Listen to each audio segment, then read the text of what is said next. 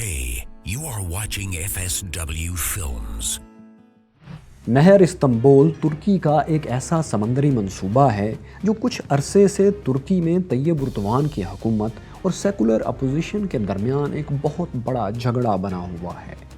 नहर इस्तांबुल क्या है, इसके फ़वाइद और नुकसानात क्या हैं, ये मंसूबा किस तरह तुर्की को अपने रीजन में नहायत अहम हैसियत दिलवा सकता है, और ये आबी मंसूबा किस तरह दो सुपर पावर्स अमेरिका और रूस के दरमियान भी मुस्तकबिल में लड़ाई का बायस बन सकता है। इन अहम और दिलचस्प सवालों के जवाबात हम आपको इस वीडियो में दे रहे हैं। बिग सोचों में खुशामदीद। नहर इस्तांबुल मंसूबे के बारे में जानने के लिए ये जानना बहुत ही ज़रूरी है कि तुर्की का जोग्राफिया कैसा है और वो क्यों तुर्की को अपने रीजन का सबसे अहम मुल्क बनाता है। ज़रा तुर्की के नक्शे को देखिए। इसके शुमाल में, नॉर्थ में, ये जो समंदर है इसे ब्लैक सी कहते हैं। ब्लैक सी के साथ रूस, यूक्रेन, रोमानिया, बल्गारिया, मोल्डोवा और जॉर्जिया की सरहदें लगती हैं। ये बहुत ही अहम समंदर है और इसकी अहमियत का अंदाज़ा इस बात से लगाया जा सकता है कि रूस की वाहिद गर्म पानियों की बंदरगाह यहीं वाक़ है, यानी कि ये रूस की वो अकलौती बंदरगाह है जो सारा साल ऑपरेशनल रहती है। ब्लैक सी के ममालिक तेल और गैस के ज़खायर से माला माल हैं। ये ममालिक बैरूनी दुनिया को बड़ी मिकदार में तेल और गैस एक्सपोर्ट भी करते हैं। ब्लैक सी के गिर्द जो ममालिक हैं, इनका बैरूनी दुनिया से सिर्फ एक ही समंदरी तिजारती रास्ता है, और ये रास्ता ब्लैक सी से शुरू होकर तुर्की के अंदर इन कुदरती समंदरी रास्तों से होता हुआ दूसरे समंदरों और फिर दूसरे मुल्कों तक जा पहुंचता है। यानी कि ब्लैक सी कंट्रीज से अगर कोई भी समंदरी जहाज़ चले तो उसे सबसे पहले तुर्की के इस तंग से रास्ते तक आना होगा जिसे आबनाए बास्फोरस कहते हैं। फिर यहाँ से वो जहाज़ बहीरा मरमरा तक आएगा जो कि तुर्की ही में है। यहाँ से ये जहाज़ एक और तंग रास्ते दर्रा दानियाल से गुजरेगा, अब ये भी तुर्की ही में है। इन तीन अहम रास्तों से होता हुआ ये जहाज़ बैनुल-अक़वामी पानियों तक पहुँचेगा। इस रास्ते के अलावा इन तमाम ममालिक के पास और कोई समंदरी रास्ता नहीं है। इसी वजह से ब्लैक सी कंट्रीज़ की इकॉनमी के लिए तुर्की में मौजूद ये समंदरी रास्ते ज़िंदगी और मौत जैसी अहमियत रखते हैं। अब इन रास्तों को देखते हैं। ये आबनाए बास्फोरस 30 किलोमीटर लंबी इंतहाई तंग समंदरी गुजरगाह है। इसके दोनों तरफ तुर्की का सबसे बड़ा और अहम शहर इस्तांबुल वाक़ है। बास्फोरस ही वो जगह है जो एशिया को यूरोप से अलग करती है, यानी कि बास्फोरस के मशरिक में वाक़ ज़मीन को एशिया का हिस्सा तस्वुर किया जाता है, जबकि बास्फोरस के मगरिब में मौजूद ज़मीन को यूरोप का हिस्सा समझा जाता है। बास्फोरस का शुमार दुनिया की सबसे अहम आबी गुज़रगाहों में होता है। वाहिद आबी रास्ता होने की वजह से बास्फोरस ब्लैक सी के ममालिक के लिए इंतहाई अहमियत का हामिल है। अगर तुर्की बास्फोरस को ब्लॉक कर दे तो तमाम ब्लैक सी कंट्रीज़ का समंदरी रास्ता दुनिया से कट जाएगा। इससे इन ममालिक की इकॉनमी को नाकाबिले तलाफ़ी इर्रिवर्सिबल नुकसान पहुँचेगा। इसी अहमियत को जहन में रखते हुए 1936 में 1936 में रूस और दुनिया के ताकतवर ममालिक ने तुर्की के साथ मॉन्ट्रो मुआहदा तय किया। इस मुआहदे के मुताबिक तमाम तिजारती जहाज़ आज़ादी से बास्फोरस और तुर्की के दूसरे पानियों में से गुजर सकते हैं। मुआहदे के मुताबिक तुर्की इन ममालिक से किसी किस्म की कोई फ़ीस नहीं लेगा और इनके रास्ते में कोई रुकावट भी नहीं डालेगा। तिजारती जहाज़ों के बरअक्स फ़ौजी जहाज़ों पर मॉन्ट्रो एग्रीमेंट कुछ पाबंदियाँ आयद करता है, जैसा कि अमन के दिनों में ब्लैक सी के तमाम ममालिक रूस, रोमानिया और बल्गारिया वगैरह अपने फ़ौजी बहरी जहाज़ तुर्की को बताकर बग़ैर किसी रुकावट आबनाए बास्फोरस के रास्ते से गुज़र सकते हैं। मगर वो ममालिक जो ब्लैक सी के गिर्द नहीं वाक़या, जैसे कि अमेरिका और बरतानिया, जर्मनी वगैरह, ये ममालिक बास्फोरस में से गुज़रकर सिर्फ 21 दिन तक ब्लैक सी में क़याम कर सकते हैं। मज़ीद इस मुआहदे में ये भी लिखा है कि ऐसे बहरी ममालिक के फ़ौजी बहरी जहाज़ जो ब्लैक सी में 21 दिन तक रुकेंगे ان کی کل تعداد ایک وقت میں کبھی بھی 9 سے زیادہ نہیں ہو سکتی۔ معاہدے میں یہ پابندی اس لیے رکھی گئی ہے کہ باہر کے ممالک جیسے امریکہ، برطانیہ وغیرہ یہ بلیک سی کنٹریز خاص طور پر روس کے دفاع کے لیے کوئی خطرہ نہ بنے۔ مونٹرو ایگریمنٹ یہ بھی کہتا ہے کہ جنگ کے دنوں میں ترکی کو یہ اختیار حاصل ہے کہ وہ آبنائے باسفورس کو ہر قسم کے جہازوں کے لیے بند کر دے۔ بلیک سی کنٹریز آبنائے باسفورس کا اتنا زیادہ استعمال کرتے ہیں کہ اس وقت باسفورس دنیا کا سب سے مصروف سمندری راستہ بن چکا ہے۔ باسفورس سے سالانہ تقریباً 50,000 تجارتی اور ملٹری جہاز گزرتے ہیں۔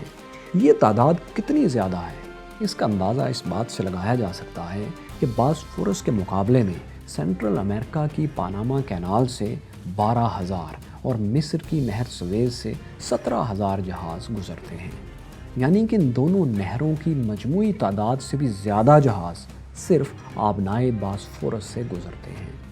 اتنی بڑی تعداد میں جہازوں کے گزرنے کی وجہ سے باسفورس میں اکثر حادثات بھی ہو جاتے ہیں جو دونوں طرف موجود آبادی کے لیے پریشانی کا باعث بنتے ہیں۔ اسی وجہ سے ترکی کی حکومت باسفورس کے ساتھ ایک اور سمندری راستہ بنانا چاہتی ہے۔ یہ دوسرا راستہ ایک مصنوعی نہر کی صورت میں ہوگا۔ یہ نہر استنبول شہر کے مغرب میں کھودی جائے گی، اسی لیے اس کا نام نہر استنبول یا استنبول کینال رکھا گیا ہے۔ تفصیل کے مطابق نہر استنبول 45 کلومیٹر لمبی، 25 میٹر گہری اور 1000 میٹر چوڑائی لیے ہوئے ہوگی۔ ترکی حکومت کے مطابق یہ پروجیکٹ 2023 میں 15 ارب امریکی ڈالرز کی لاگت سے مکمل ہوگا، 15 بلین US ڈالرز سے۔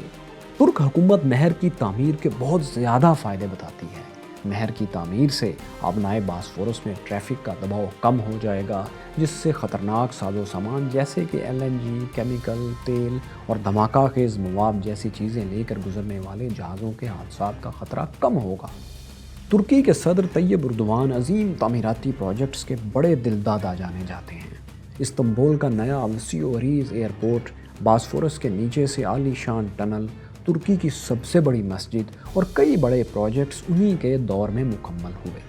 ماضی میں ایسے ہی منصوبوں کو مکمل کرنے کی وجہ سے اردوان کو الیکشن جیتنے میں کافی مدد ملتی رہی ہے، مگر یہ تمام پروجیکٹس نہر استنبول کے مقابلے میں بہت چھوٹے ہیں۔ نہر استنبول پروجیکٹ کو اردوان اپنا پاگل پن مگر قومی اہمیت کا پروجیکٹ کہہ چکے ہیں۔ اب ہم آپ کو بتاتے ہیں کہ ترکی کی حکومت اس نہر سے کیا کیا فائدے حاصل کرنا چاہتی ہے۔ نہر استنبول کی تعمیر پر بہت زیادہ سرمایہ لگے گا، جس سے لاکھوں لوگوں کو روزگار ملے گا۔ اتنے بڑے منصوبے کی تعمیر سے اردوان 2023 میں ماڈرن ترکی کی 100ویں سالگرہ کے موقع پر ترکی کا GDP $2 ٹریلین تک لے جانا چاہتے ہیں، جس سے ترکی کا شمار حجم کے لحاظ سے دنیا کی 10 بگیسٹ اکانومیز میں ہوگا۔ ترک وزیر مواصلات کے مطابق اس منصوبے کی تعمیر سے نہر سے گزرنے والے جہازوں سے آمدنی کی مد میں 1 ارب امریکی ڈالر سالانہ حاصل ہوگا۔ ترک حکومت نہر کے دونوں جانب 5 لاکھ افراد کے لیے پرآسائش اپارٹمنٹس، رہائشی منصوبے، سرسبز باغات، ہاسپٹلز اور تفریح گاہیں بھی بنانا چاہتی ہے، جس سے سالانہ 3 بلین US ڈالرز کی اضافی آمدنی کی امید ہے۔ نہر کے دونوں جانب نئے شہر کی تعمیر سے ترک حکومت کثیر زر مبادلہ بھی کمانا چاہتی ہے۔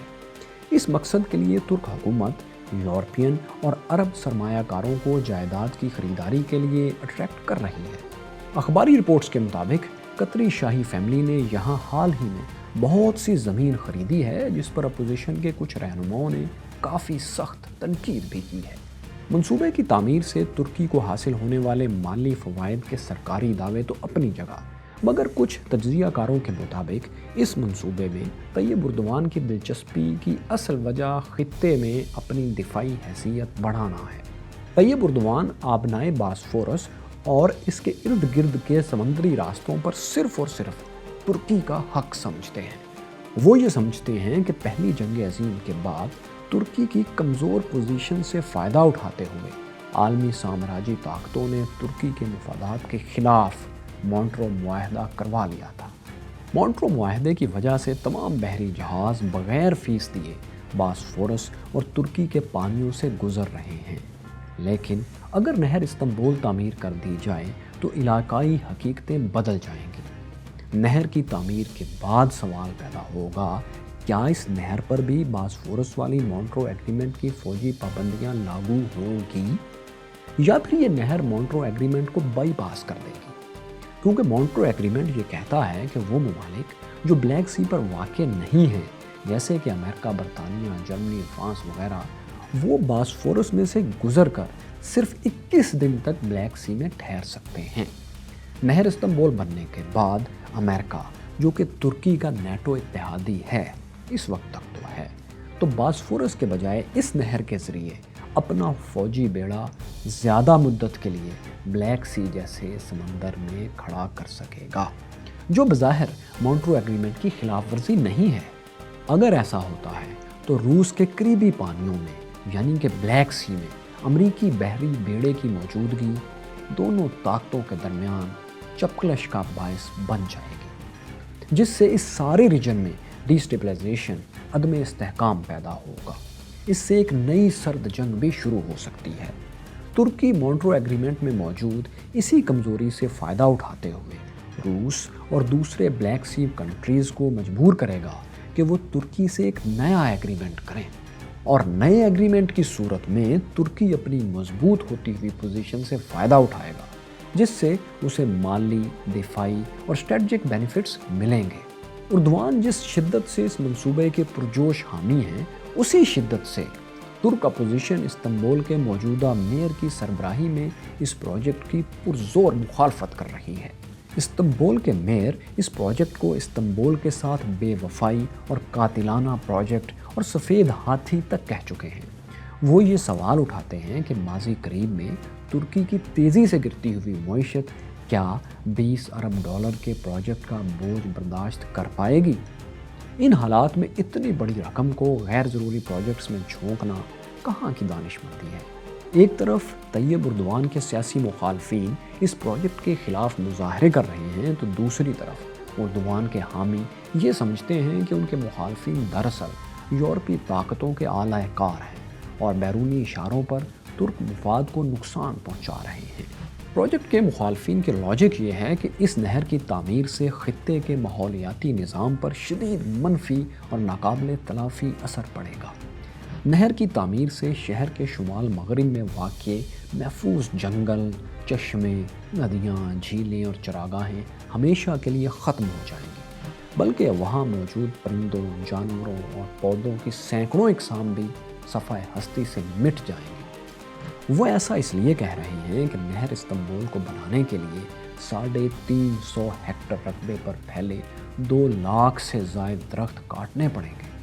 کچھ ماحولیاتی ماہرین کے مطابق نہر کھودنے سے زمین کے نیچے موجود صاف پانی کے ذخیرے بھی آلودہ ہو جائیں گے، جس سے مستقبل میں استنبول کے شہریوں کے لیے صاف پانی ملنا مشکل ہوگا۔